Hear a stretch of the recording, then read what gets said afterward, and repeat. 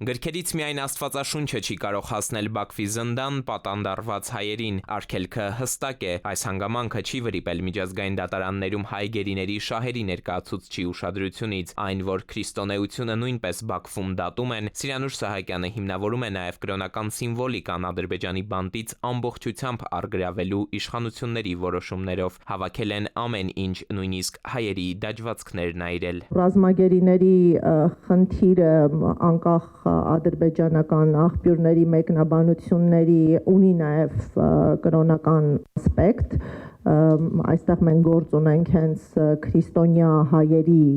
դատապարտման հետ, քերի հասանելիություն տրվում է եւ անձը ազատ ժամանակը ընթերցելու հնարավորություն ունի, ինչու իր ցանկությամբ, իր նախընտրությամբ դա չի կարող լինել հենց Աստվածաշունչը, թե Ռուբեն Վարդանյանին է սա արգելվել եւ թե այլ բանտարկյալներին։ Բաքվի ֆարսն արդեն ուղիղ 1 տարի դատարանից տեղափոխել են ռազմական տրիբունալ։ Սիրանուշ Սահակյանը հիշեցնում է, նախաքննության փուլում Արցախի ռազմաքաղաքական ղեկավարության գործը միասնական էր, Արցախի նախկին բոլոր առաջնորդները, նաև 8 գերիները, որոնց ադրբեջանցիները պատանդարել էին 2023 սեպտեմբերյան հարձակման ժամանակ, միասին էին կանգնել դատարանի առաջ, նույնն էին մեղադրանքները, հնարովի ապացույցները, սակայն դատավարական կոնկրետ փուլում Ալիևի դատարանը որոշեց առանձնացնել Ռուբեն Վարդանյանի գործը։ Իրավական տեսանկյունից գործի անջատման հիմքեր չկան,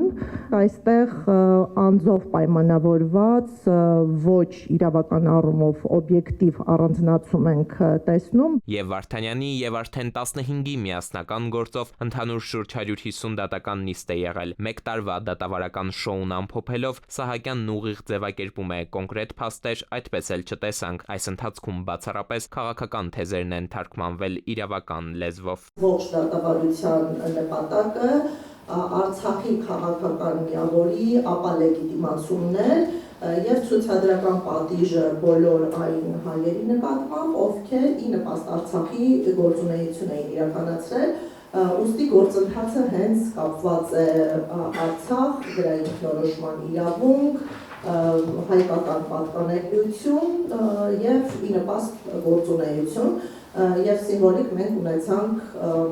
ղեկավարների։ Օրերս Հայաստանում դատապարտված սիրիացի վարձկանահաբեկիչները տեղափոխվեցին Սիրիա, Ադրբեջանից հայրենադարձվեցին 4 գերիները։ Արցախի ռազմաքաղաքական ղեկավարության վերադարձը քաղաքական երկխոսության շրջանակում հնարավոր է, Սահակյանը նախ տեղեկացնում է, 15-ի գործով Ալիևի դատարանը հավանաբար մինչև այս ամսվա վերջ դուրս կգա խորհրդակցական սենյակից, կհրապարակի վճիռը, իսկ քաղաքական գործոնը Մարդու իրավունքների Եվրադատարանում հայ գերիների շահերի ներկայացուցչի համոզմամբ այս ամբողջ ընթացքում էլ ճնշել է իրավականությանը։ Նրանց վերադարձի պարագայում ես եւս իրական համարում եմ, որ առանց ձևականությունների հնարավոր է վերադարձ ապահովել եւ մենք ունեցել ենք նաեւ տենց հետաքրքիր դեպք, երբ ռազմագերին Հայաստան է վերադարձվել ընթացող դատավարության շրջանակներում, այսինքն դատարանում ունի ամբաստանյալի կարգավիճակ, պայմանավորվածությունը ձեռք է բերվել, նա ազատ է արձակվել եւ հաջորդիվ նիստի ընթացքում դատարանը հայտնել է, որ քանի որ ամբաստանյալը գտնվում է